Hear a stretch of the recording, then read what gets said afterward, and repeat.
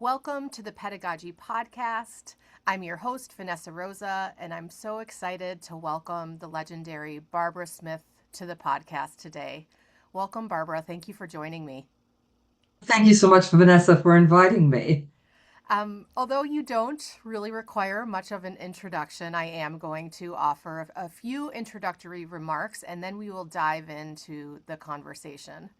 So, as many of you already know, my listeners and I'm sure know, Barbara Smith is an author, activist, and independent scholar who has played a groundbreaking role in opening up a national cultural and political dialogue about the intersections of race, class, sexuality, and gender.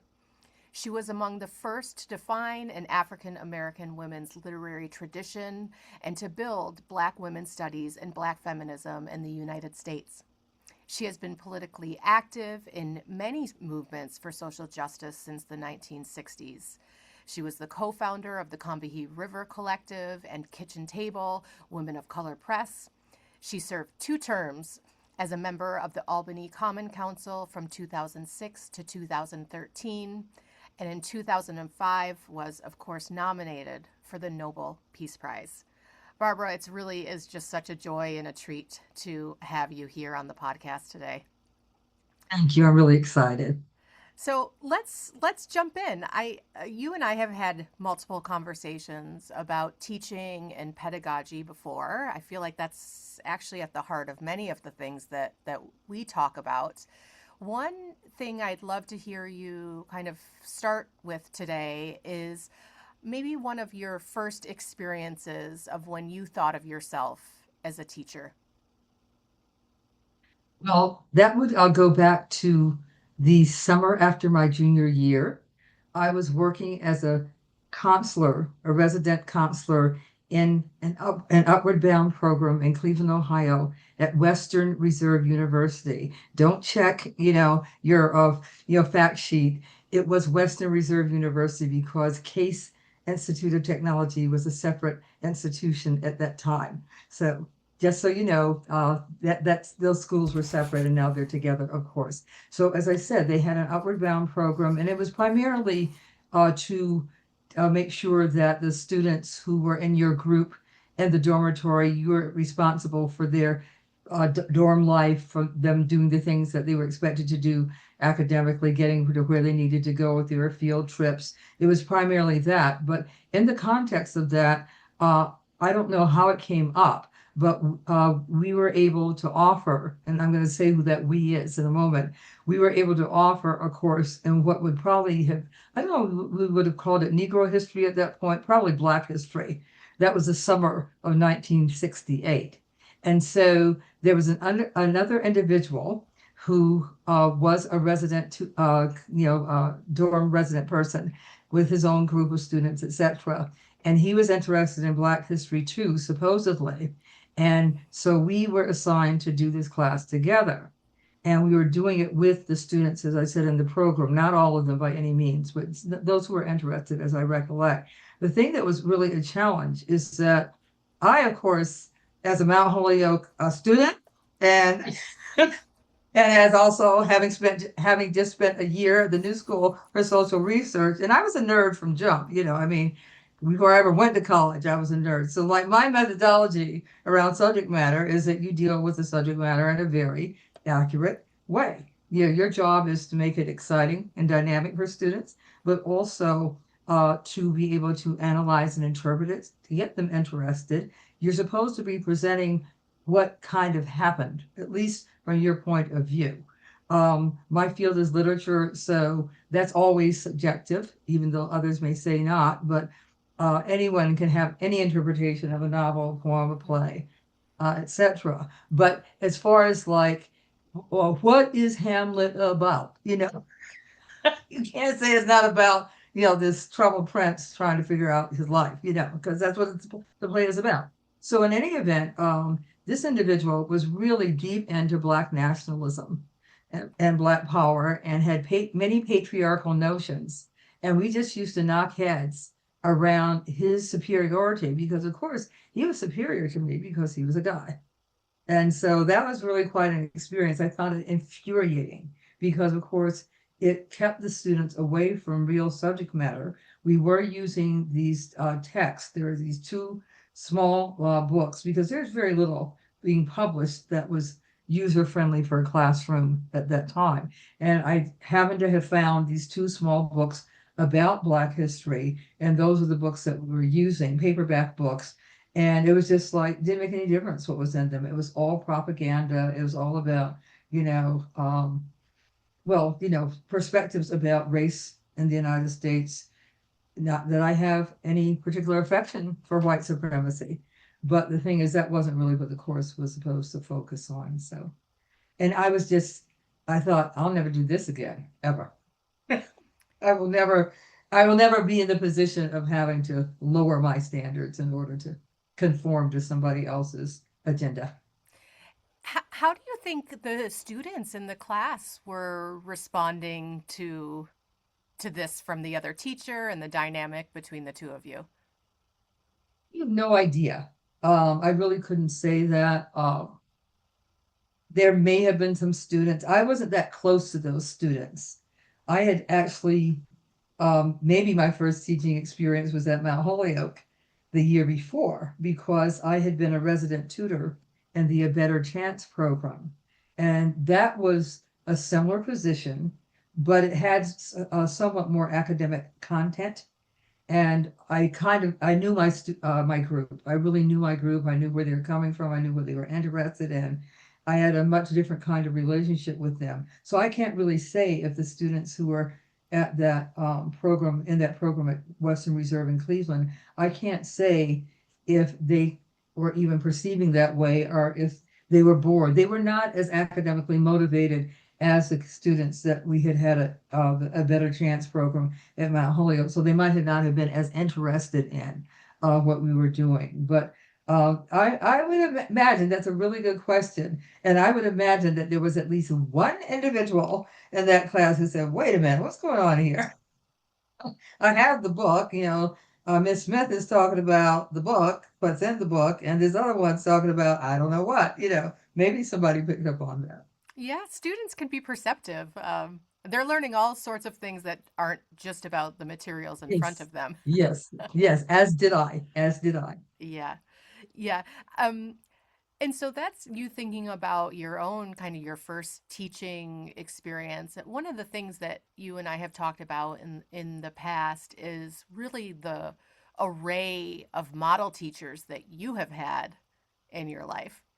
Tell me a little bit more about that. Like, who was inspiring to you as a teacher? How and maybe also what you learned from them about teaching. Well, I come from a family where education, as my twin sister Beverly Smith, also a co-founder of the Combahee River Collective and a co-author of the Combahee River Collective Statement, as my sister Beverly Smith says, the twin pillars of our home were religion and education. The twin pillars and kind of like they were equally important. Education was so important to my family. They came from rural Georgia.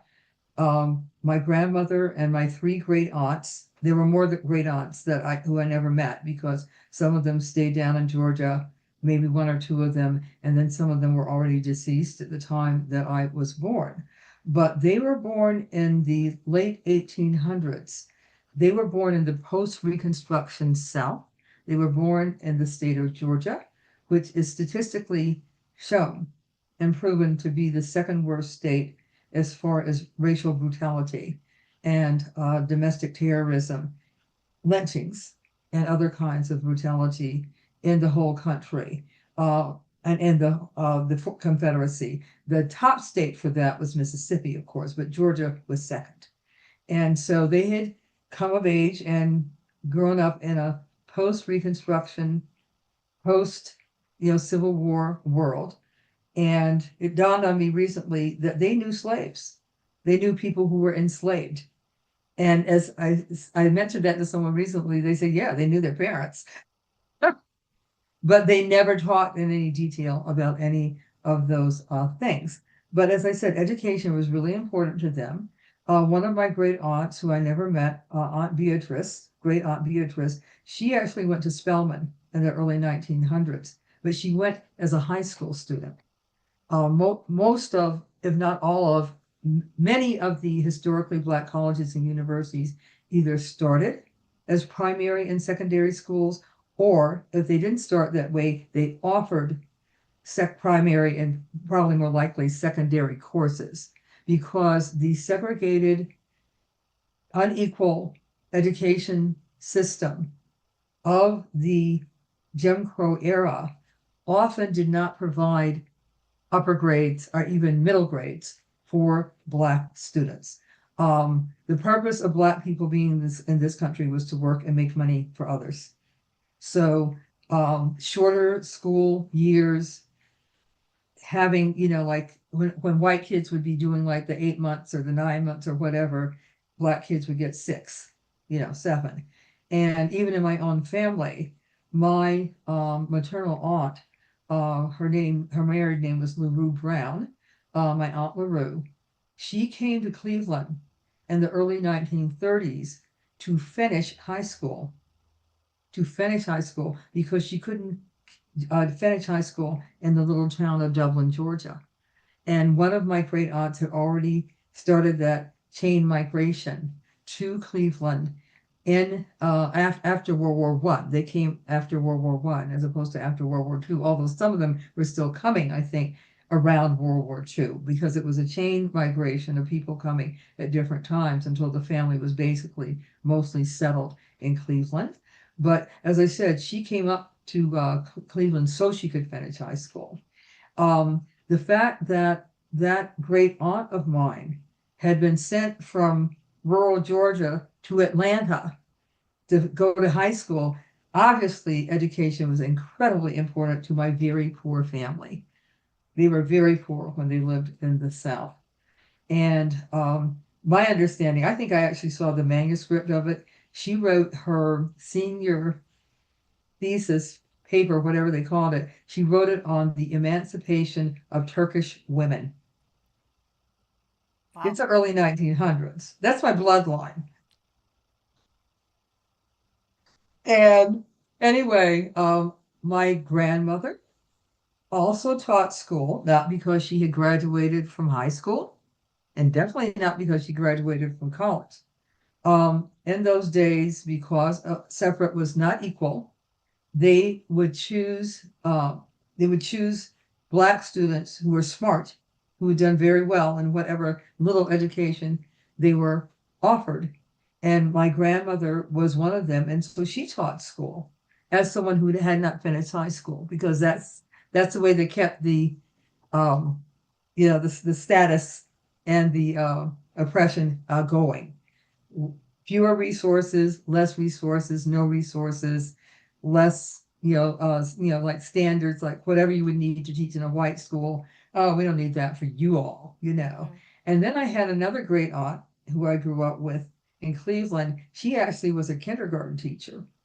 And she was officially, I don't know exactly what basis my grandmother was teaching, but my aunt Rosa, she was a kindergarten teacher, and she would go to Spelman for normal courses. And normal courses, of course, that's what they used to refer to primary and secondary education, particularly probably primary. No, you went to normal school, and it was a women's profession. And I've been in Spelman's archives, and I have seen her postcards written from our home address, because sometimes she lived with us. Um, and there were a few postcards from her in her perfect handwriting from our home address to Spelman. And actually, Beverly Guy Sheftall, the incomparable Beverly Guy Sheftall, showed me, she was with me and showed me this correspondence. So as I said, I come by everything honestly, very honestly. My mother, just to close the loop, my mother actually had a bachelor's of science in education, and that was from Fort Valley State College in Georgia, a historically black school. And she graduated probably in the it would be the early 1940s. And she never taught. She moved to Cleveland. She had my sister and me, and in order to support us, she had to take whatever job she could. And because the workforce at that time was completely segregated, no private company hired Black people for anything except for menial positions. And this is Cleveland, Ohio. This is not the Deep South. This is not the Confederacy. This is Cleveland, Ohio. So um, she worked as a nurse's aide and then as a supermarket cashier with her bachelor's of science and education. She did do student teaching around the time that Beverly and I started school.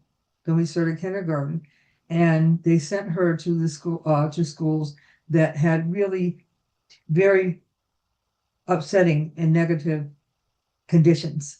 Schools for poor Black kids, because Cleveland had a huge Black population.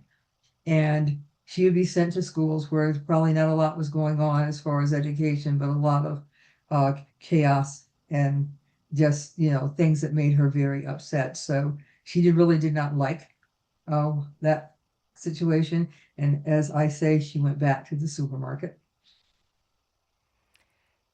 You come from such a line of educators, Barbara, and Yes.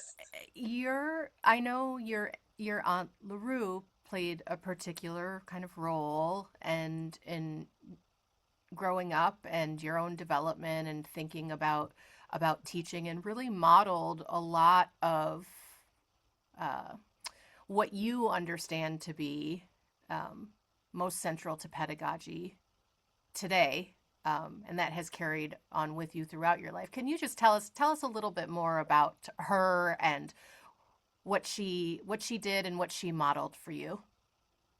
Well, Aunt LaRue was actually, I don't know that I've ever said this, but this is a perfect place to say it. She was actually an intellectual. So her approach to everything was with precision, with insight, with facts, huge reader, of course, totally interested in everything that a big major city had to offer. Cleveland was one of the 10 largest cities in the United States when I was growing up. People do nothing but badmouth Cleveland because Cleveland indeed has fallen on hard times, particularly in the 1970s. But my understanding is that it's coming back in different ways. But what the Cleveland I grew up in had a huge amount in common with New York City. World-class cultural institutions.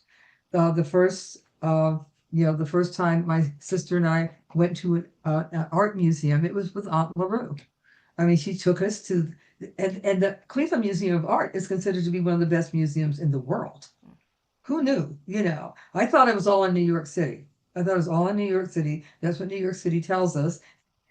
Kind of, metropolitan, MoMA, yeah, kind of. But then I'm reading, because I'm always reading and finding out more about my experience and about my life. And I read Cleveland Museum of Art, one of the best museums in the entire world. And that's a museum where we went, and they had an armor court. They had medieval armor, all different kinds, and they had wooden horses, and they had these figures that were dressed in the actual medieval armor, and that was what you took kids to see because kids were not necessarily interested in Picasso or Turner or whoever the rest of the people were. The kids are interested in mummies, and I don't. I'm sure there were some. I don't know if there were mummies, but there's certainly Egyptian art there.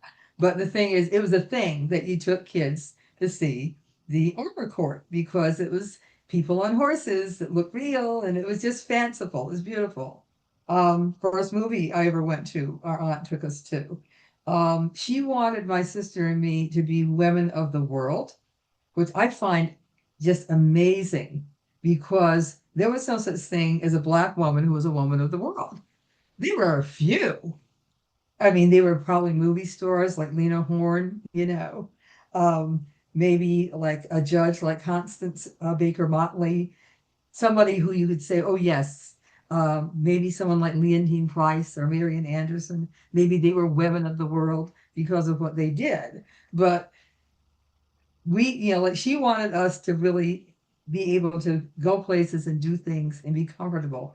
One of my favorite stories is when she, um, I would say, insisted that we go see the Metropolitan Opera because Cleveland was such a big deal in those days. And I don't know if this still happens or if the Metropolitan Opera travels like that. But when I was growing up, the Metropolitan Opera came to Cleveland every spring. So Cleveland was a destination. They knew that they would have a big, very appreciative audience coming to Cleveland. So they packed up everything from New York City and came and did a week of performances in Cleveland. And so when we were in middle school, well, what was actually what was called junior high school, same kind of similar, except the grades are a little bit different. But we were in junior high school, and the Met was coming, and she wanted us to go see the Met. Well, she wanted to see the Met too, but the thing is, she definitely wanted us to go.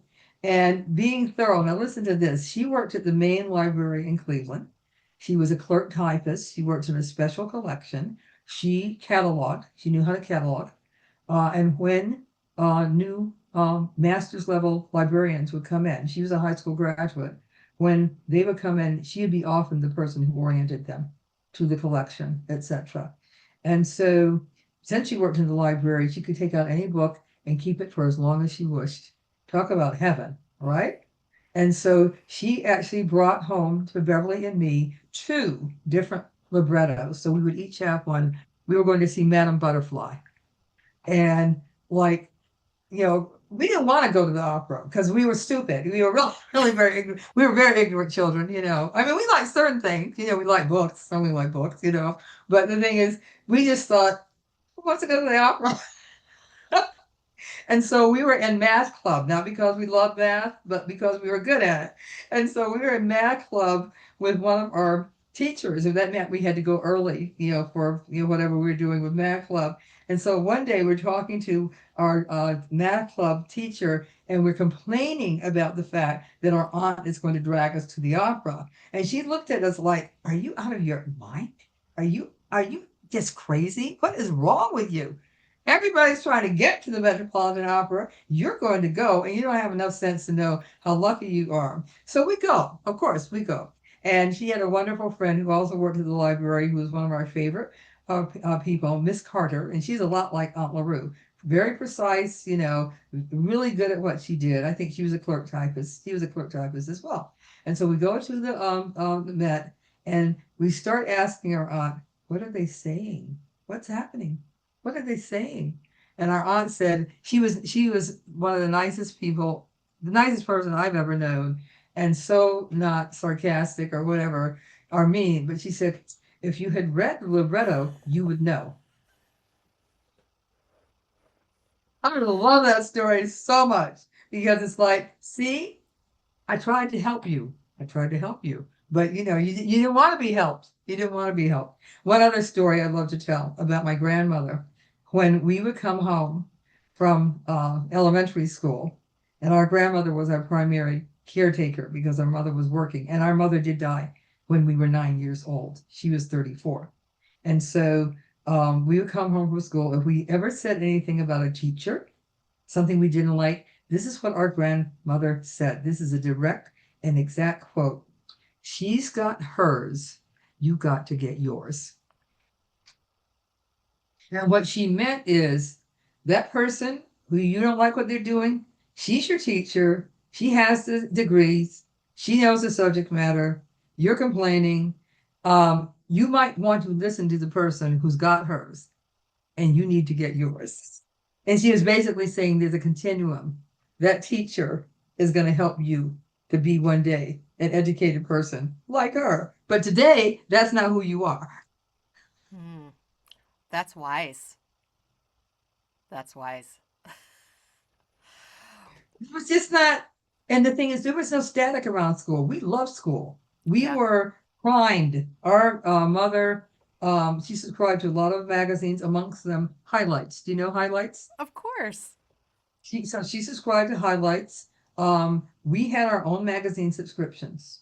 She had her magazine subscriptions. We had Humpty Dumpty. That was Mm-hmm. one of the magazines. We had Jack and Jill, and we had Children's Digest. Mm-hmm. Now, obviously, people are going to think, well, you were rich, right? You must have had a lot of money. No, we did not have a lot of money. The priority was doing something with your head, doing something with your brain. That was the priority.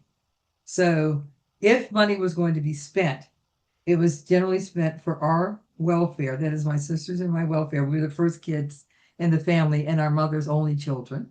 So these great aunts, all the people I'm talking about, they poured energy into us. And as I've often explained, many of the things that we had, that we loved, they were purchased by people who did domestic work.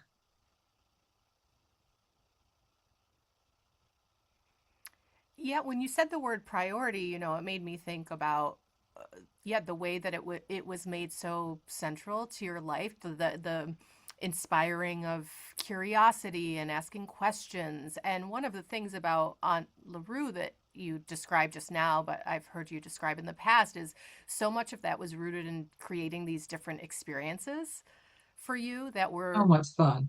She was so much fun. I went to see the play Mame on Broadway. I think I saw it with the original cast, which is Angela Lansbury and Beatrice Arthur. And so we're sitting there watching the play. This is when plays on Broadway were not prohibitive, the way that they are now. I mean, they were expensive, but they were not like crazy.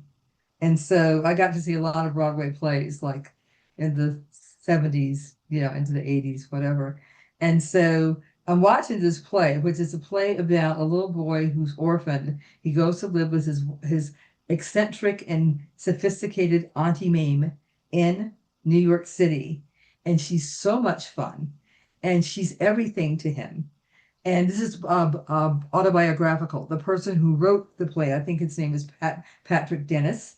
Correct me if I'm wrong later. But the thing is that this actually happened to him, and he, the musical was based upon a book that he had written about growing up with his Auntie Mame. And I'm watching this play, and I said, "Gosh, this is just all so familiar." Wow, yeah. And then I said, "Oh, wait a minute. I live the black version of I Aunt mean, LaRue. Yeah. I haven't talked about the music yet. I grew up like at a school for jazz.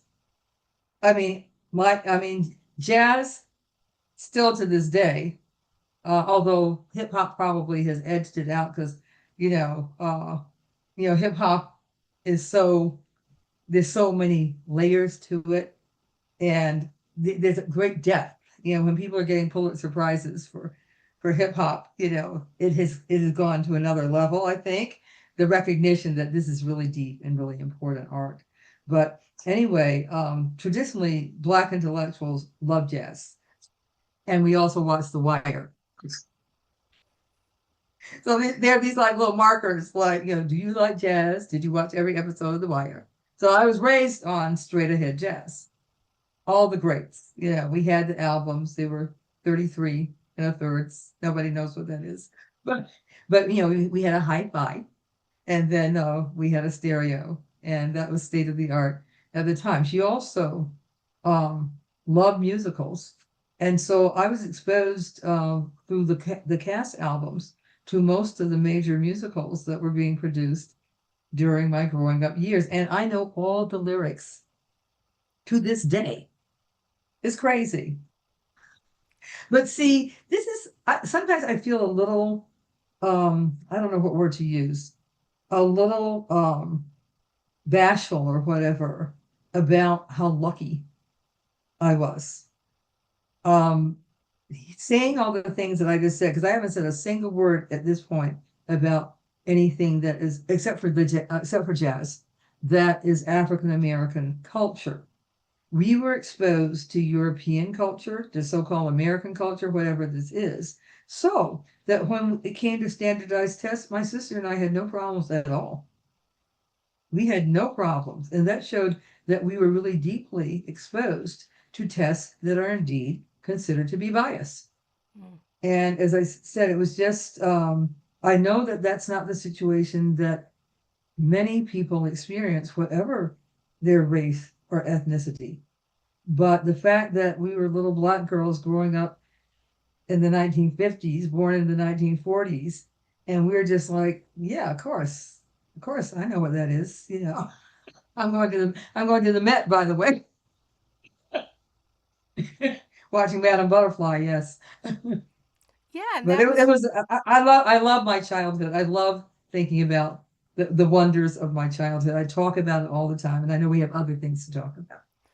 I mean, I also love hearing you talk about it. You light up so much reflecting on those experiences and the stories, and I find it beautiful. I could there were a few times there I got chills and I just couldn't stop smiling because it's just such a joy to think about all of the opportunities and also how thoughtful Aunt LaRue was and her Our framing mother of, too. and your mother too, yeah. Everybody was thoughtful. I mean, Aunt LaRue was very formative. You know, I think of my interests, my personalities, anything she was interested in or did, I wanted to be able to do it too. Mm, So she was a, you know, incredible typist. There were no electric typewriters in those days. She could type 100 words a minute on a manual. That's what I wanted to yeah, do. yeah. And but the only thing she did that I had no interest in doing was drive. Hmm. I had no interest in driving whatsoever. I didn't get my license until after she died. But of course, what car did I have as my first car, the last car that she bought. Hmm. So I had to learn to drive because that car was coming to be. Mm-hmm. But Many other than lessons. that, other than that, Many she lessons. introduced me to, my family introduced me to Black literature as much as there was for us to obtain or access. One of my great aunts, whose first name was Phoebe, we called her Auntie. She lived with us. She had become an invalid by the time we were probably middle of elementary school. So she was bedridden, really, really, really smart. She had worked as um, like a master cook for one of the wealthiest men in Cleveland. His house was so big that after he died, they turned it into a private school. Yes, uh-huh. And she also actually was a cook at a prep school for girls. It was called Laurel. I'm sure it still exists in Cleveland. Laurel School was for very wealthy white, of course, white students because of segregation. Now students of color can indeed attend those kinds of schools. But she was a cook at Laurel. And as I said, she was, excellence was kind of like the family business. And she would talk to us about Paul Laurence Dunbar. She would talk about what happened leading up to World War II with Mussolini and Italy invading Ethiopia. She would talk about it as, I'm sure this was not original with her, but she would talk with anger about the rape of Ethiopia. Mm, I think she talked about King Leopold of the Congo as well. mm-hmm. And as I said, she would tell us about Paul Laurence Dunbar, and she even would quote a few lines Hmm. of a poem in an affectionate way. There's a poem that's the first few lines is "Little brown babies with sparkling eyes," Hmm. and she would say that to us because Mm-hmm. we were little brown babies with sparkling eyes. Mm-hmm. And then my grandmother would read to us. She read all the nursery rhymes. She taught us all the nursery rhymes. And we had the books with the nursery rhymes. She also taught us to sing. Um, and not like singing is just a part, and music is just a part. I think of Black life and Black family life and culture. But she taught us to sing. We sang church songs. We sang Christmas carols. We had a Christmas carol book. Instead of saying our grace before our meals, Beverly and I would sing our grace.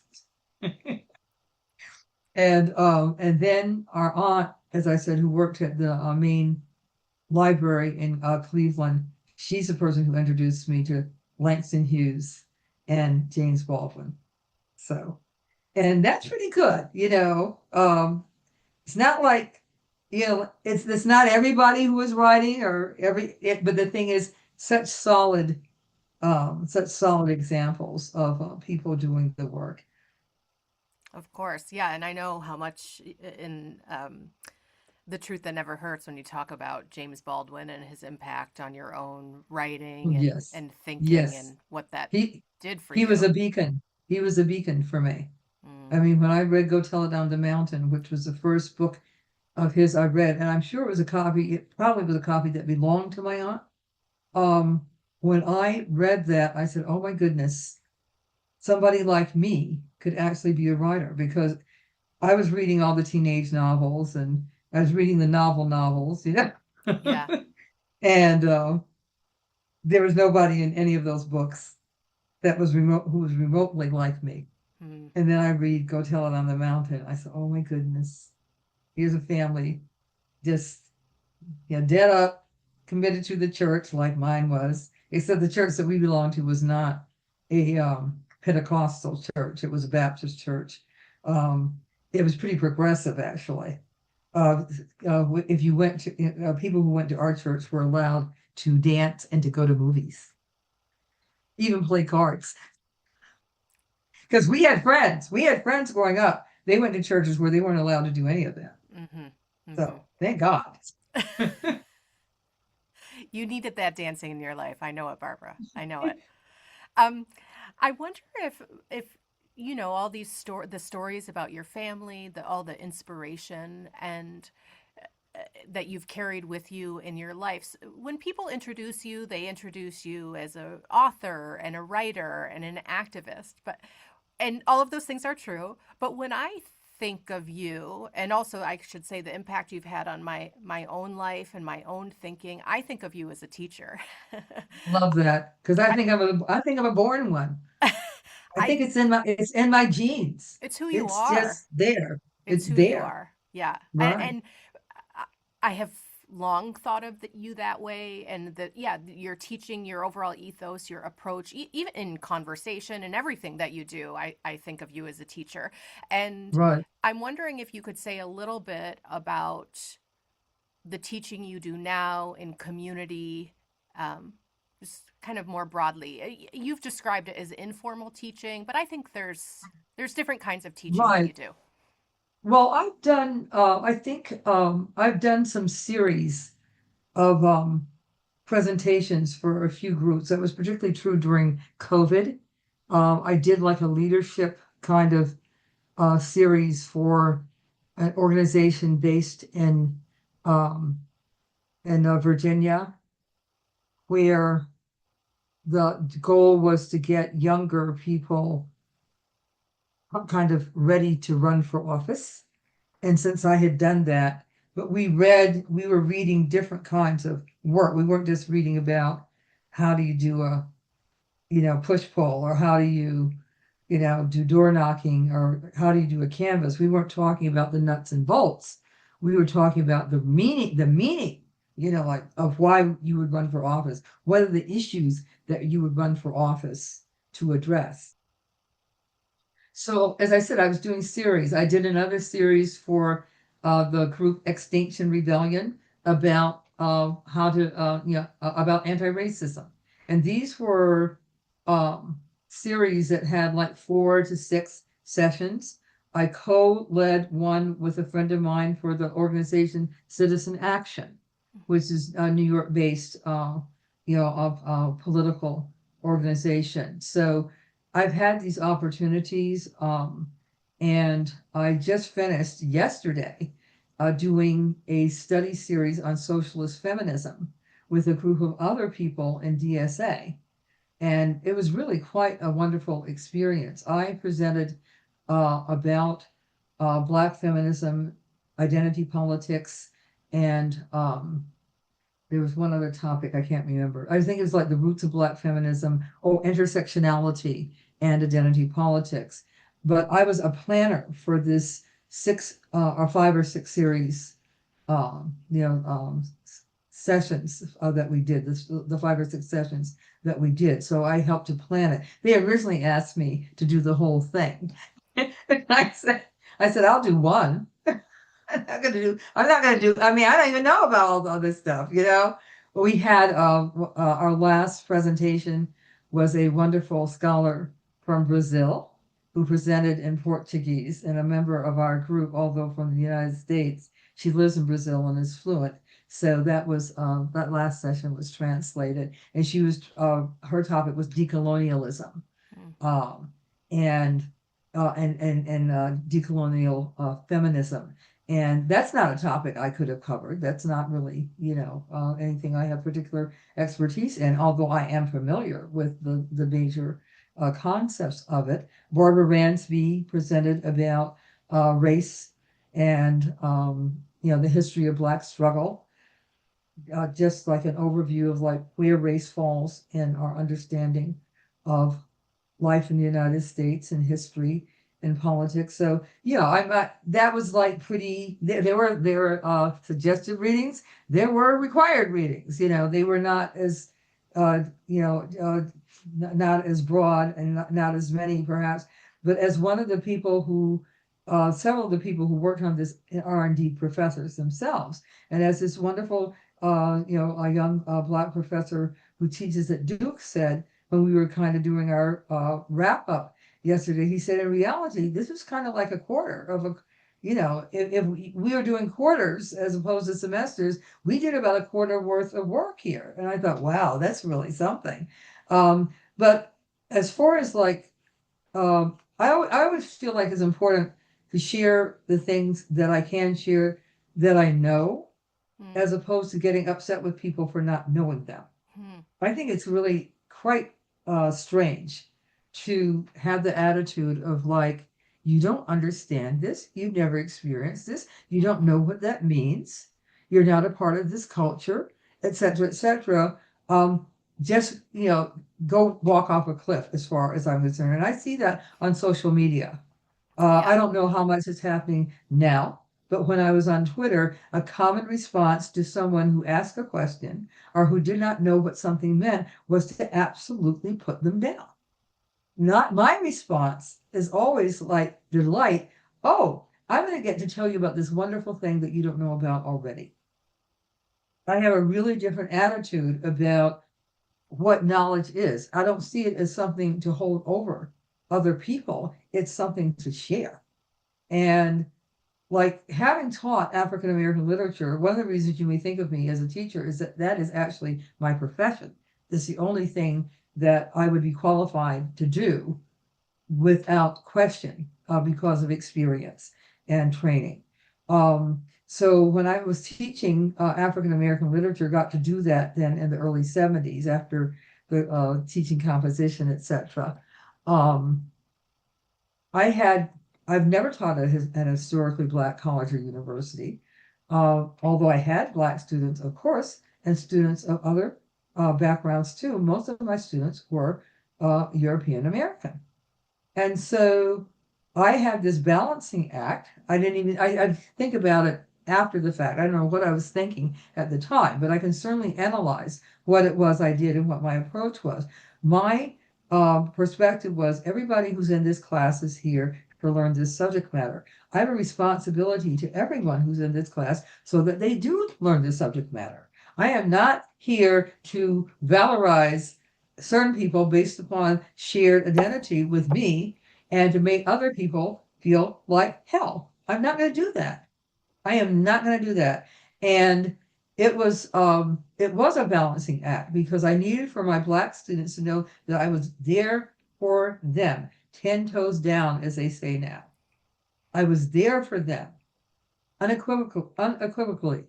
But I needed my white students to know that I care about them and I wanted them to love the subject matter just as much as everybody else.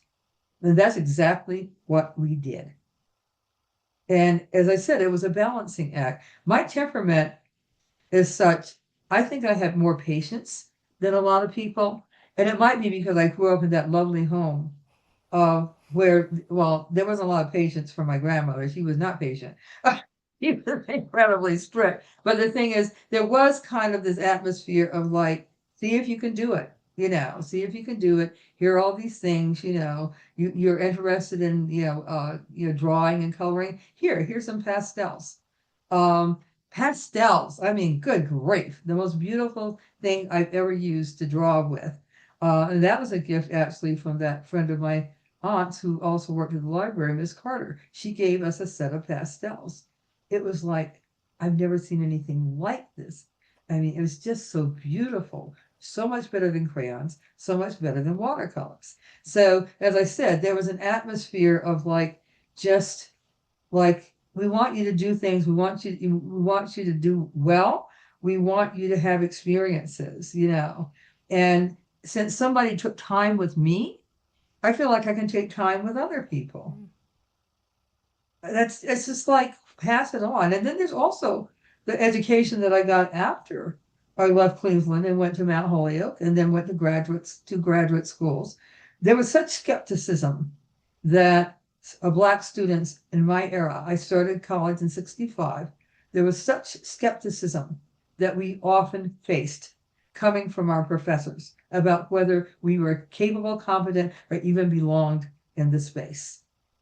And we felt it. It wasn't, it was palpable enough that it wasn't a question that this was occurring.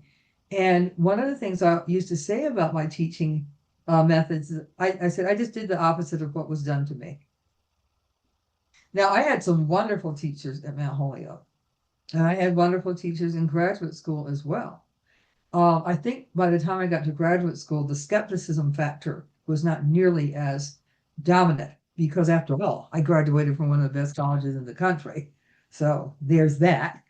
But the thing is that certainly, as I said, just being thrust from a major Midwestern city with a vibrant Black community, growing up in the heart of a Black community, and then ending up in the woods of South Hadley. Oh my goodness, that was really a lot.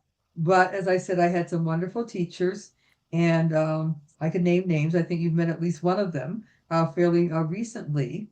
I had wonderful teachers throughout my K through 12 life, and my family, they really prepared my sister and me to love school. They just prepared us. We were so excited to go to kindergarten, it was just unspeakable. We were just so excited. And you're going to love this. This is another one of those crazy Barbara stories about her childhood. So we go to afternoon kindergarten. That was divided that way. Younger children, when you started kindergarten, went to afternoon kindergarten for 2 hours and or about 2 hours, maybe 1 to 3:30. And then in the morning, for morning kindergarten, after you done afternoon kindergarten, you went in the morning, but you were doing half days. And so morning kindergarten was the second part of kindergarten. And so Beverly and I go, and as I said, we are just so excited. We couldn't stand it. But we were really shy, but we are still excited. So we go, and many children are having meltdowns. They are not happy to be there. And being a twin is really helpful because we never really had to go anywhere by ourselves. Mm-hmm. So, like being a kid who was at home with their parents, and then all of a sudden, they're thrust into a classroom with all these strangers, even though most of them are children. I mean, that's a thing. But the thing is, my home was always with me. Mm. My home was always with me because my sister was always with me. So we were never alone, totally alone in a classroom. So as I said, other children are having meltdowns, lots of tears, etc. And Beverly and I are just calm, we're calm. And that very night, one of the teachers, I think there were a few teachers for that kindergarten, one of the teachers calls our family and says, you can send Barbara and Beverly to morning kindergarten from now on. We spent one day in afternoon kindergarten. Because we were prepared. You We were were ready. ready. We were ready. You were ready. And the teachers saw that we were ready. It was because of crowding. Like it was a baby boom. So, the schools were bursting at the seams with little people. But the thing is, they if they could have, diminished the size of the afternoon group, they would, and they saw two candidates, and that was my sister and me. Wow. Barbara, I love that when I started the question that I asked around teaching and teaching in community, that we started with your kind of more recent teaching and this current experience you had with the socialist feminist group, um, Yes. which you said you were asked to lead, and then you said no, and you Do so you let one. it, I'll do one you did session. one, but then you really what you described as yourself as a teacher was you were also describing yourself as a learner. So I loved that. I just wanted to name that Mm-hmm. it's your rich curiosity, like the thing that which is where you just ended about how prepared you were for kindergarten. So I feel like Mm-hmm. we went full circle, or maybe we started at the most recent learning experience in your life as you were describing yourself as a teacher to back when you were in kindergarten and your own curiosity and excitement around learning, which is what makes you such a great teacher. Die Um, was cast. The die was cast yeah, early. it's your Yeah. curiosity, like your Hmm. willingness to ask these big, hard questions and not just ask the questions. And also, it's the way you described Aunt LaRue as being an intellectual, like this deep Right. engagement with ideas on a very serious level, because we know Barbara is serious about ideas. Hmm. You're serious about ideas, you're serious about writing and about articulating with precision what you mean by something. Exactly. Exactly. And one of the, I always say the best course I took for practical, for practical applications at Mount Holyoke was the course in expository writing. Hmm. Um, it was not my favorite course, but that was a course where you went through every different kind of essay one could write, comparisons, argument, all kinds of things. I can't remember all the categories. And you had to write probably an essay a week or so. And that was really useful. That was very, very useful indeed. I just think what I want to tell you one other thing I do as far as teaching is concerned, the informal part. I don't do it that much anymore because I don't live in Albany. But when I lived in Albany, when I was on the Common Council, when I was going to in-person meetings, I always have like favorite books, like the book I'm reading or just finished reading that I think everybody should read. And will often buy multiple copies of those books and I will keep them in the car. I keep them in the car. So if I happen to go someplace and meet someone, and often it's the people I know, and I'll have the books with me, and I'll say, "Oh, I said I have this book. You know, I think you'd really like it." And I can just take it out of the car. Now, part of that is also having been a publisher. You always want to have your books with you because you never know when an opportunity is going to come to promote your books. But one of my favorite books is Howard Zinn's Snick, the New Abolitionist, Hmm. and that was a book that was written probably came out in '64, I think. And just so happens that Howard Zinn spoke at Mount Holyoke when I was in college. Unforgettable. Unforgettable. And I'd never seen a white person talk with such insight and such caring about what was going on with Black people at the time. And this was the height of the civil rights movement. And the next day, I go to the Odyssey, which, as we know, is one of the best bookstores in the country. It was then too. And I go to the Odyssey and I get a copy of Snick, the New Abolitionist. And I must have read the book because I'm always recommending the book. Just a few years ago, after I retired, I got into a big civil rights movement history reading jag. I read several books about the civil rights struggle, even though I was in the civil rights movement. You can always find out more. And I definitely was not in the civil rights movement in the South. And so I reread Howard Zinn's Snick, the New Abolitionist. This is long before A People's History of the United States. And I hardly remember anything about it. And I'm really good at remembering things. And it occurred to me, I couldn't figure out why I didn't remember a lot about it. And then I thought, maybe because it's so traumatic what's being described is so traumatic. Maybe I just had to put it someplace that wasn't like at the front of my memory. But anyway, like I had multiple copies of that book in my car. And people joke about my friends, other people, friends, comrades, acquaintances. They joke about Barbara always has books. She's always going to tell you about the latest book and the book that you should read and why it's wonderful. And so sue me. I mean, that's who I am. Well, but Barbara, this is why you're a teacher. Like that is teaching. That's the gift. And what you described when you were talking about your patience Mhm. and even the what you described about interactions on Twitter of some people's responses are to shut down, to humiliate, to Yes, exclude. Your yes, approach is openness, is with right, love and generosity because that is liberation. That's where liberation. exactly, And when you talked exactly. about your own approach to knowledge and how you think about what knowledge is, part of that, not part of that, core to that is sharing and the distribution of knowledge. I shouldn't say the Absolutely. distribution of knowledge, that's not the right word. The Right, exchange and the collaboration. And so right. when I hear you say you have books in your car ready to go, I'm going to call that Barbara's bookshelf from now on. Barbara's bookshelf is ready to go, people. Is that is that that's loving. That's a generosity. That's like I want to share in these ideas together and exchange in these ideas. Um, I just find that beautiful and such it it is to me such a clear depiction of your overall spirit and Right. wanting Thank you to. so much.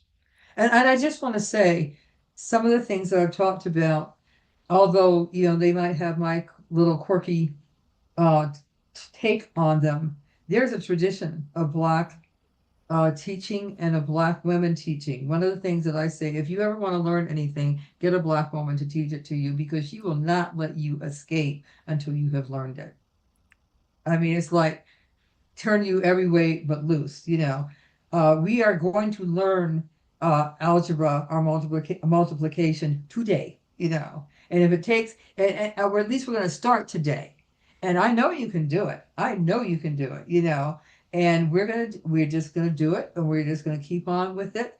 And it's a tenacity that is really based in love because in the segregated school systems, of the both the South and the North, the best Black teachers were there for their students in the most profound ways.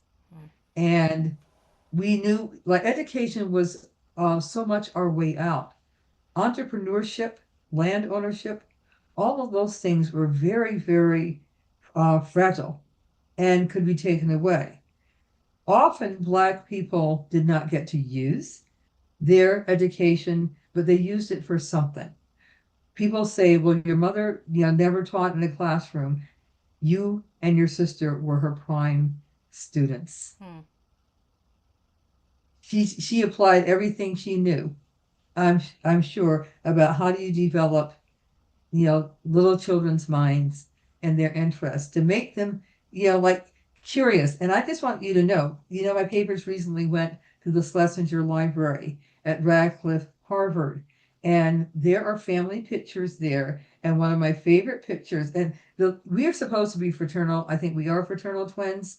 um, but we didn't do a DNA test because they didn't have DNA tests in those days, and we haven't done one, to date. But anyway, the younger we were, the more we looked alike. And so there's a picture of these two little brown babies with sparkling eyes. Be my To quote Paul Lawrence From Dunbar, the that would be my sister and me. And what my great aunt, the one who was a kindergarten teacher with the beautiful handwriting, who I of course wanted to emulate her handwriting. I've done as much as I could in that regard. She wrote like a little caption or a little remark on the page on the picture. And you know what it says? Filled with curiosity. Now, this is a picture of babies. We're babies. We don't know anything. We know very little. But she's projecting onto this picture because she knew that we were alert. She knew that we were curious. We looked around or whatever. And she writes on the picture, filled with curiosity. Whenever I see that, I thought, gosh, is there a better legacy than that? I mean, I'd rather have that than, stock certificates, but good grief. Because she basically she spoke into reality what came to pass. Hmm. So And it's still who that's you just are. It's still yeah, who it is you who I are. am. Yes. So filled with curiosity and love, Barbara. Totally. Yeah. Totally. And the thing is the internet and smartphones, I think they were designed just for me.